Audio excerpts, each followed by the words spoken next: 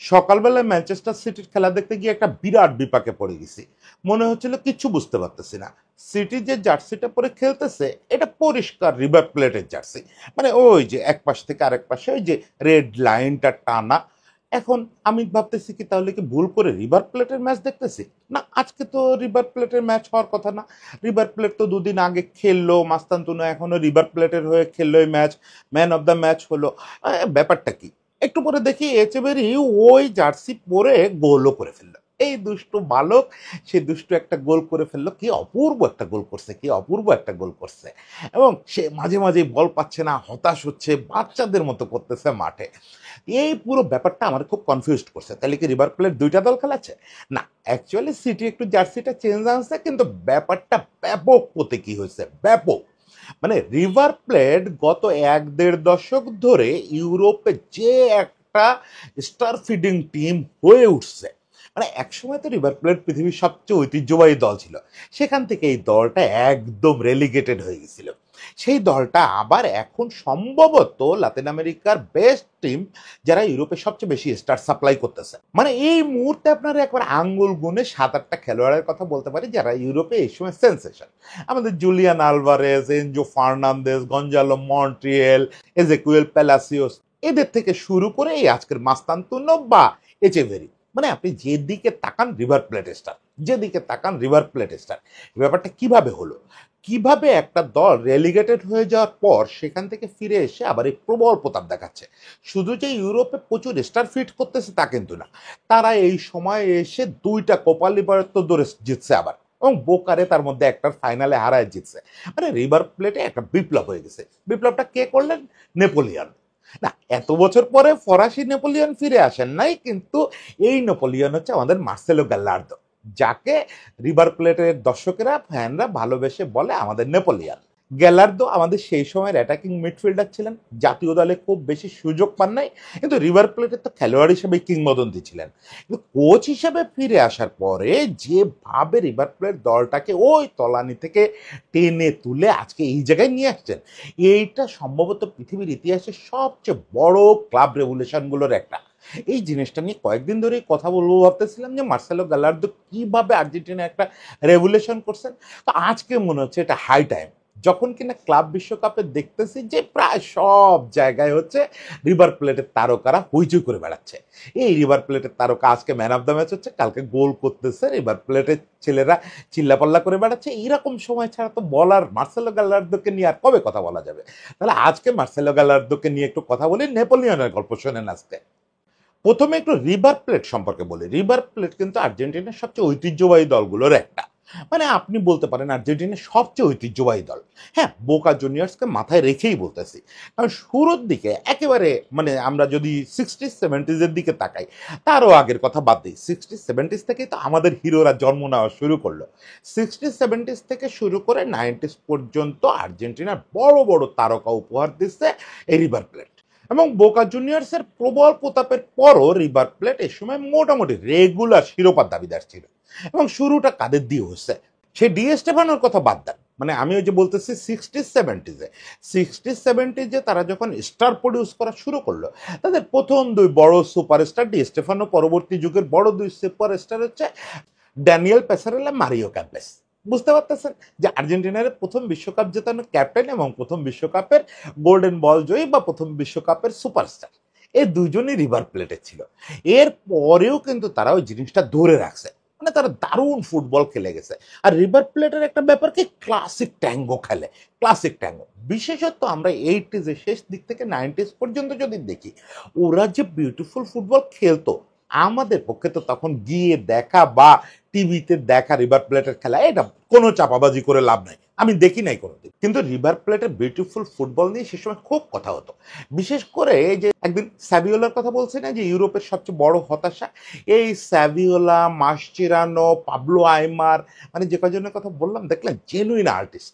আপনারা মাসচেরানোরে দেখছেন defensive midfielder হিসাবে, সেটা ইনফ্যাক্ট সেই ইংল্যান্ডে আসার পরে হচ্ছে, পরে স্পেনে আরো ডিফেন্সিভ হচ্ছে। কিন্তু সে কিন্তু যখন রিভার প্লেটে, তখন মোটামুটি ক্রিয়েটিভ, মোটামুটি না দুর্দান্ত ক্রিয়েটিভ মিডফিল্ডার। ফলে সে আর আইমার মাঝ মাঠে সামনে স্যাভিওলা, ইট ওয়াজ বিউটিফুল টিম, ইট ওয়াজ বিউটিফুল টিম।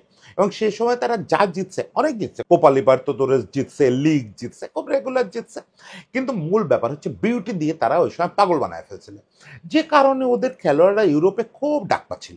এখনকার মতো এরকম না যে তিনজনের নাম বললাম তিনজনই তো ইউরোপে আসছে, বড় বড় জায়ান্ট টিমে আসছে, এবং মাস্টেরানো তো ন্যাশনাল টিমরেও দারুণ সার্ভিস দিছে। ফলে রিভার প্লেটের 90s পর্যন্ত গোল্ডেন টাইমই ছিল। মানে শুধু ডমিনেন্সের দিয়ে আপনি বুঝতে পারবেন না, হয়তো টোটাল ট্রফির বিচারে তারা বোকাচ্ছে অনেক পিছনে, কিন্তু এইটা না, বিউটিফুল ফুটবল খেলতেছে, দুর্দান্ত সব স্টার তৈরি হচ্ছে, মানে একটা লিগাসি আছে। কিন্তু এই জিনিসটার মারাত্মক একটা পতন শুরু হলো 2000 সালের পর থেকে। এই পতনটা মানে রিভার প্লেট আর লড়াই করতে পারে না, না আছে তাদের হোমমেড তারকা, না তারা তারকা কিনতে পারতেছে, ফান্ডের অভাব, পলিটিক্যাল টার্ময়েল, এসব দেশে যেটা হয় আমাদের দেশেও যেটা হয় আপনারা জানেন। এই Brazil, Argentina, Bangladesh, India, Pakistan সব অলমোস্ট একই কালচার। ফলে ওদের ওখানে যে পলিটিক্যাল টার্ময়েল শুরু হলো, এটার প্রচন্ড প্রভাব পড়লো রিভার প্লেটের উপরে। তারা ফিনান্সের সমস্যায় ভুগতেছিল, ফলে খেলোয়াড় কিনতে পারতেছিল না, ফলে তারা ডিক্লাইন করতেছিল, প্রতিনিয়ত ডিক্লাইন করতেছে। 2000 পরবর্তী সময়ে ডিক্লাইন করতে করতে টেবিলের একদম নিচের দিকে নেমে গেল, এবং 2011 সালে জুন মাসে এসে তারা রেলিগেটেড হয়ে গেল। এটা ইতিহাসে প্রথমবারের মতো রিভার প্লেট দেখলো দ্বিতীয় সারিতে নেমে যাওয়া। কি যে একটা দুঃখের ব্যাপার ছিল, কি যে একটা দুঃখের ব্যাপার ছিল। আমাদেরকে এই আর এক প্রান্তে, পৃথিবীর আর এক প্রান্তে আমাদের স্পর্শ করে গেছে ব্যাপারটা, যে রিভার প্লেট রেলিগেটেড হয়ে গেছে। রিভার প্লেট, মারিও কেম্পেসের রিভার প্লেট রেলিগেটেড হয়ে গেছে, পেসারোলার রিভার প্লেট, ডি স্টেফানোর রিভার প্লেট। এটা হয়, সেই জিনিসটা হইল 2011 সালে, রেলিগেটেড হয়ে গেল। এর আগে কিন্তু তারা নামা শুরু করছিল, মানে টেবিলের নিচের দিকে চলে আসছিল, কিন্তু রেলিগেটেড হয়ে যাবে এটা কেউ কল্পনা করে নাই।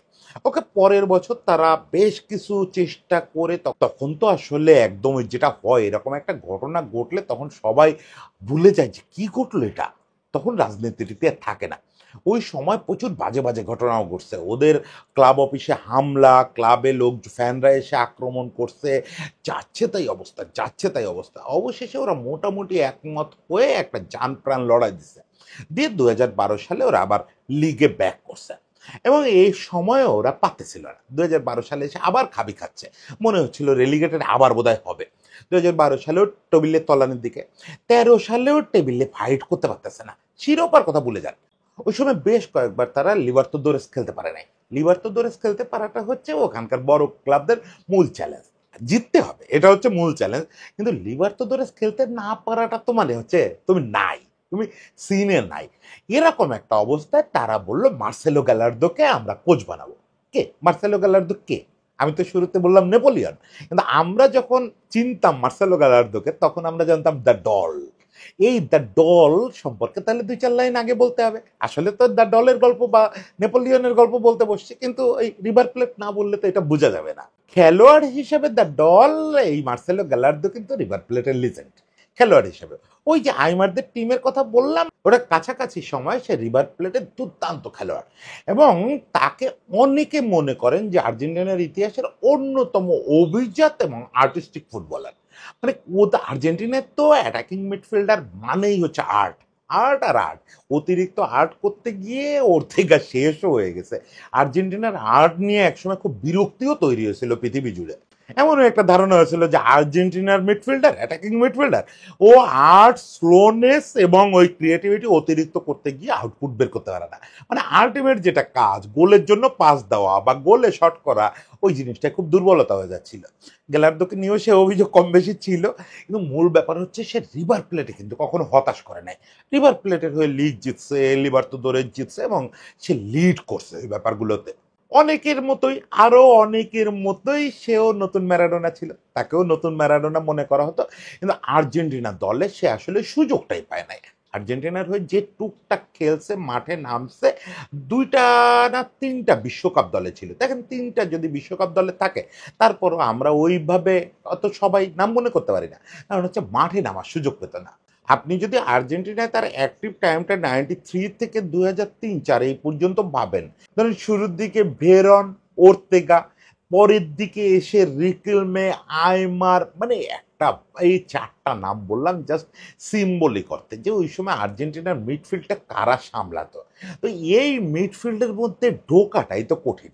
ফলে গ্যালার্দো আসলে মেক করতে পারতো না, 11 মেক করতে, স্টার্টিং 11 মেক করতে পারতো না প্রায়। তবে পার্সোনালি যদি আমাকে বলতে বলেন, আমি বলবো যে গ্যালার্দো একটি ইনজাস্টিসের শিকার হয়েছে। মানে এই সময় আর্জেন্টিনার যে কোচরা ছিলেন তারা হুবহু ম্যারাডোনা খুঁজছেন, বেরনের মধ্যে খুঁজছেন, ওর্তেগার মধ্যে খুঁজছেন, রিকেলমের মধ্যে খুঁজছেন, আইওয়ানের মধ্যে খুঁজছেন। কিন্তু আমার মনে হয় ক্রিয়েটিভিটি এবং কার্যকারিতা যদি বিবেচনায় নিতেন, তাহলে যদি গ্যালার্দোকে একটু প্লেস দেওয়া হতো রেগুলার, অন্তত 2 বছর রেগুলার প্লেস দিলে আমার মনে হয় আর্জেন্টিনা আর একটু বেটার রেজাল্ট পেত। এইটা তো এই সময় আর আলোচনা করে লাভ নাই যে কি হইলে কি হইতো। তবে আমি স্টিল মনে করি সে একটু ডিপ্রাইভড, তার আরেকটু বেশি সুযোগ পাওয়া উচিত ছিল। মাত্র 44টা ম্যাচ খেলছে এবং সব 44টা ম্যাচের বেশিরভাগই সে স্টার্টিং ইলেভেনে ছিল না।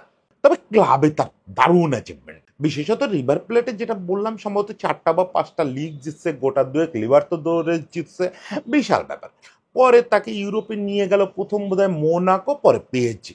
মূলত ফ্রান্সেই খেলছে, ফ্রান্সের বাইরে কি খেলছে আমি ঠিক মনে করতে পারতেছি না। দেখে টেকে বসছি, ওই যে যেটা হয় দেখে টেকে বসার পরেও ভুলে যাই, সম্ভবত ফ্রান্সেই খেলছে, শুধু মোনাকো আর পিএসজিতে।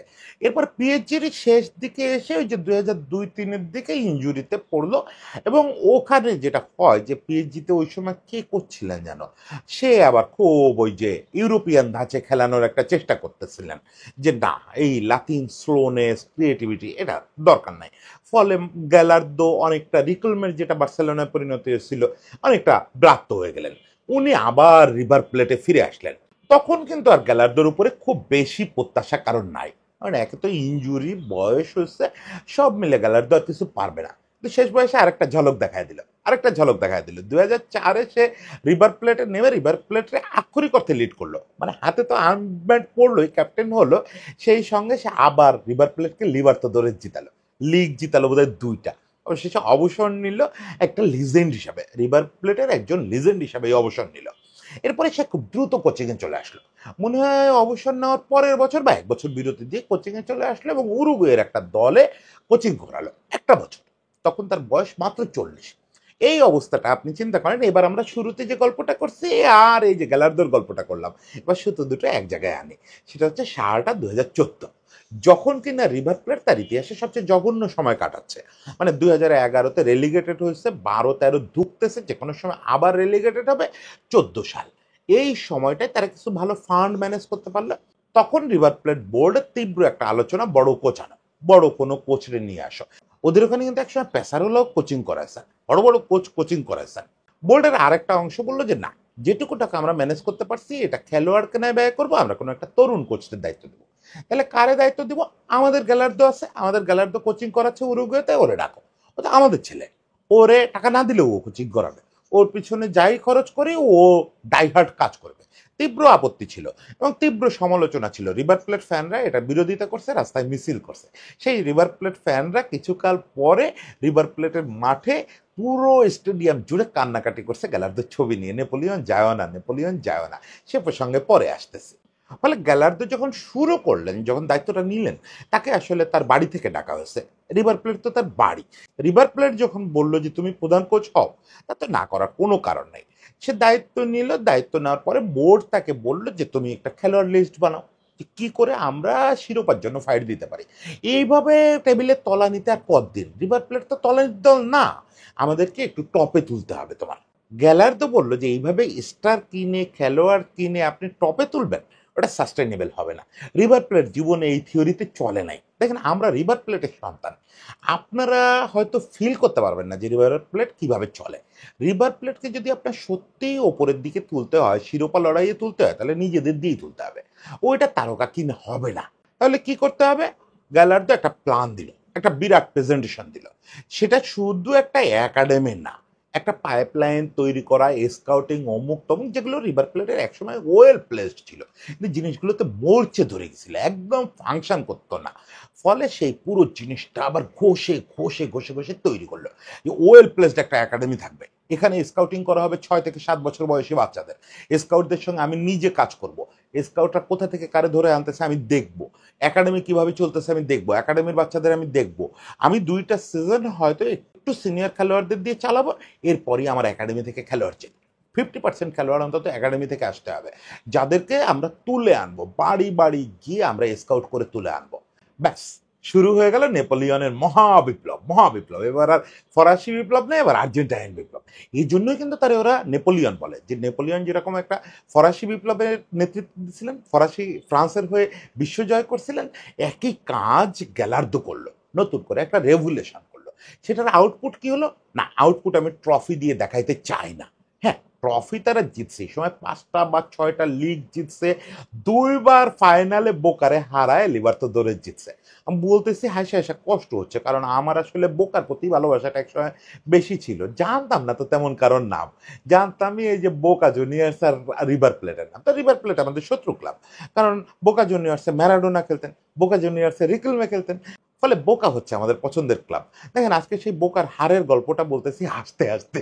এই সময় গ্যালার্দোর টিম 3টা লিভারতাদোরেস জিতলো সম্ভবত, তার ভিতরে 2টারই ফাইনালে বোকারে হারাইলো। এইটা আসলে কোনো অবদানই না, এইটা গ্যালার্দোর কোনো অবদান বলে আমি মনেই করি না। এটা তো গ্যালার্দোর জায়গায় বড় কোনো কোচ হলেও করতে পারতো, বড় কোনো কোচের বড় বাজেট দিয়ে নামায় দিলে তো এটা সম্ভবই সম্ভব না। কিন্তু গ্যালার্দো মূল কি করলো দেখেন, কাদেরকে তুলে আনা শুরু করলো, নিজে গিয়ে, ওই যে বললাম যে স্কাউটদের সঙ্গে নিজে বাসায় বাসায় গেছে। জুলিয়ান আলভারেজরে যখন স্কাউটরা পিক করে একাডেমির জন্য, তখন গ্যালার্দো গেছে ওই বাসায়। জুলিয়ান আলভারেজরে ওর বাপ মা ছাড়বে না, গ্যালার্দো নিজে গেছে। প্রথমে স্কাউটদের বলছে যে খুব ভালো খেলোয়াড়, দেখি তো চলো বাচ্চার খেলা দেখে আসি। নিজে গেছে খেলা দেখতে, খেলা দেখে মুগ্ধ হয়ে ওই মাঠ থেকে আর ক্লাবে ফেরে নাই, ওই মাঠ থেকে সরাসরি আলভারেজের বাসায় গেছে। এরকম ঘটনা প্রচুর আছে, যেখানে স্কাউটদের সঙ্গে সে ওই বাচ্চাদের খেলা দেখতে গ্রাম এলাকায় চলে গেছে, সিটির বাইরে চলে গেছে। এবং কিছুদিন পরে সেটা প্রোডাকশন আসা শুরু করলো। আমরা দেখলাম যে গ্যালার্দোর দলটায় কারা খেলতেছে তখন, এনজো ফার্নান্দেস, জুলিয়ান আলভারেজ, এই যে প্যালাসিওস, এজেকিউয়েল প্যালাসিওস, মন্টিয়েল, মানে আমি যাদের নাম বলতেছি তা আপনারা দেখতেছেন, তারা হচ্ছে এই আর্জেন্টিনার যে আবার আর্জেন্টিনা বিপ্লব যেটা হলো 2021 থেকে, মানে আর্জেন্টিনায় যে 2টা কোপা জিতলো, একটা বিশ্বকাপ জিতলো, এই টিমটার যে প্রাণ ভোমরাগুলো, এর কিন্তু অনেক কজনের নাম আপনারা শুনে ফেললেন, যারা হচ্ছে রিভার প্লেটে গ্যালার্দো যাদেরকে খেলা ছিল কোত্থেকে, কিনে এনে খেলা ছিল না, এদেরকে গ্যালার্দো বানাইছে। এদের জন্য গ্যালার্দো সিস্টেম বানাইছে, একাডেমি কিভাবে চলবে, একাডেমির বাচ্চারা কি খাবে, নিউট্রিশনিস্টের সঙ্গে বসে ঠিক করছে একাডেমির বাচ্চারা এই খাবে, নিউট্রিশনিস্ট সাজেশন দিছে। কিন্তু সে ওখানে বলছে যে এই জিনিসটা আমার আপত্তি আছে, আমি ইউরোপে দেখছি এটা এইভাবে হয়, বাচ্চারা এই খাবে, বাচ্চাদের ছুটির দিনে বাচ্চারা কি করবে। ও টোটাল একটা ক্যাডেট লাইফ তৈরি করছে ওখানে। একাডেমিটা আগে ছিল ছাড়া ছাড়া, তুমি আসলে খেলো, থাকলে খেলো, এরকম একটা ব্যাপার। ওইটাতে একটা ক্যাডেট প্রতিষ্ঠানে পরিণত করছে, যে এখান থেকে যারা বেরোবে সত্যিকারের ক্যাডেট, এরা ফুটবল স্টার হবে। 2022 পর্যন্ত 8 বছর কাজ করলেন গ্যালার্দো। এই 8 বছরে আমি বলবো শুধু রিভার প্লেটে বিপ্লব করছেন, এই ছোটভাবে জিনিসটা দেখলে হবে না। অ্যাকচুয়ালি 2022 পর্যন্ত যে 8 বছর গ্যালার্দো কাজ করছে, সে আসলে আমি বলবো যে আর্জেন্টিনার ফুটবলের খোলনলচে বদলে দিছে। আমরা দেখলাম যে 2020-এর পর থেকে আর্জেন্টিনার ফুটবলের ক্যারেক্টার বদলে গেছে, আর্জেন্টিনার ফুটবল জিততে শিখছে। এটার পেছনে গ্যালার্দোর একটা বিরাট কাজ আছে, এটা পাইপলাইনটা গ্যালার্দো তৈরি করে দিছে। এবং এইখানে একটা টুইস্টিং ইনফরমেশন আপনাদেরকে দেই, আজকে যদি এএফএর 2019 সালে টাকার প্রবলেম না হতো, তাহলে হয়তো এই গল্পটা আমার অন্যভাবে বলতে হতো। 2019 সালে ওরা যখন নতুন কোচ নিয়োগ দেবে, সে সময় ওদের মূল ছিল, টার্গেট ছিল এই গ্যালার্দো এবং সিমিওনে। এখন গ্যালার্দো ততদিনে রিভার প্লেটে প্রচন্ড এবং হাই দুটো শব্দই ইউজ করলাম, ব্যাকরণগতভাবে ভুল, কিন্তু বোঝানোর জন্য বললাম যে আসলে খুব হাইপেড। আবার সিমিওনে তো আপনারা জানেন এখন বিশ্বের সবচেয়ে হাইপেড কোচদের একজন, সম্ভবত ইন্টারন্যাশনাল বিবেচনা করলে সবচেয়ে বেশি পেইড হচ্ছেন কার্লো অ্যাঞ্চেলোত্তি, ক্লাব লেভেলে বোধহয় সবচেয়ে বেশি টাকা পায় সিমিওনে, সবচেয়ে বেশি না হলে টপ 3-র মধ্যে সে আছে। এই দুজনের কাউরেই ওই সময় এএফএ নেওয়ার উপায় ছিল না। হ্যাঁ, গ্যালার্দো পরবর্তীকালে বলছেন যে আমি টাকার বিবেচনা করতাম না, যদি আমার কাছে আর্জেন্টিনার প্রস্তাব আসতো তাহলে আমি অন্য সব কন্ডিশন নিয়ে আলাপ করতাম, আমি যেতামই কথা বলতেছি না, কিন্তু আমি টাকার বিবেচনা করতাম না। ওরা যদি বলতো তোমাকে টাকা দিতে পারবো না, তুমি ন্যাশনাল টিমকে সার্ভিস দাও, তাও হয়তো আমি করতাম, কিন্তু আমি নিশ্চিত করতেছি না যে আমি যেতামই। সে সময় গ্যালার্দো আর সিমিওনেকে তারা না পাওয়াতে কিন্তু স্কালোনির হাতে গেছে। বলে দেখেন নিয়তি আসলে কই থেকে কই নিয়ে যায়। আমার প্রত্যেকটা কন্টেন্টে এই ডেস্টিনির কথা বলাতে আপনারা হয়তো একটু বিরক্ত হন, কিন্তু আসলে রিয়েলিটি হচ্ছে এই, যে সব কিছুই নিয়তির খেলা। গ্যালার্দো থেকে গেলেন রিভার প্লেটে, ওদিকে তার জুনিয়র স্কালোনি, মানে ন্যাশনাল টিমে তো তার জুনিয়র স্কালোনি দলকে এই একের পর এক ট্রফি জেতাতে থাকলো। 2022 সালে এসে গ্যালার্দো ব্রেক নিলেন, বললেন যে না আমি আপাতত আর পারতেছি না, 8 বছর করে ফেলছি, প্রচুর বাচ্চা কাচ্চা তৈরি করছি, ততদিনে এই যে মাস্তানতুনো বা এচেভেরি আজকে যাদের দেখতেছেন, আমি যাদের নিয়ে এই যে দুষ্টু এচেভেরি রে বাদরটারে নিয়ে গল্প বলা শুরু করলাম, এই এচেভেরি মাস্তানতুনোর স্কাউটিংও কিন্তু তার সময় হয়েছে।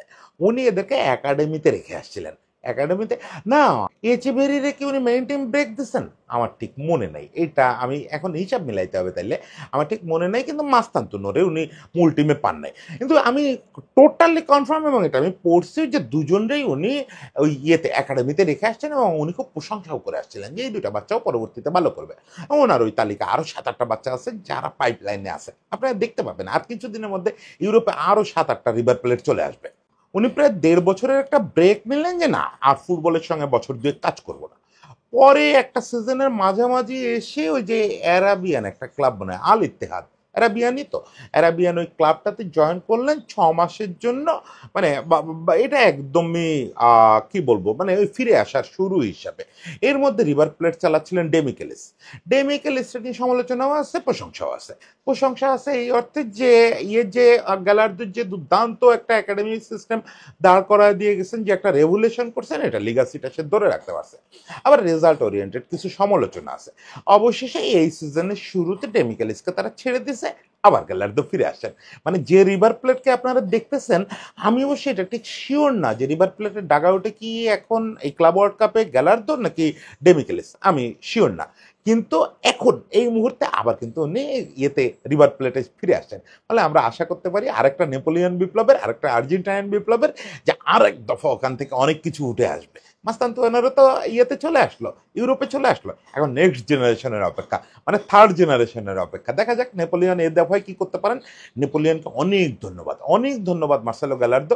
শুধু যে আর্জেন্টিনার এই দুর্দান্ত সাকসেসের পেছনে আপনার একটা অবদান আছে তা না, এই যে বিউটিফুল বিউটিফুল বাচ্চাদের যখন দেখি না, আর্জেন্টিনার এক গাদা বাচ্চা খেলোয়াড়, আলভারেজও তো বাচ্চা, আলভারেজ এনজো থেকে শুরু করে আজকের এই দুষ্টু এচেভেরি পর্যন্ত, এদেরকে দেখলেই বোঝা যায় যে এদের মধ্যে আপনার ওই মিষ্টি এবং শৈল্পিকতার ছাপ আছে। প্রত্যেকটা ছেলে, এটা কারোর বলে দিতে হয় না, প্রত্যেকটা ছেলের মধ্যে ওই গ্যালার্দো আছে। গ্যালার্দো এভাবে আমাদের মধ্যে থেকে যাবে। গ্যালার্দোকে অনেক ধন্যবাদ, নেপোলিয়ানকে অনেক ধন্যবাদ। ভালো থাকবেন সবাই।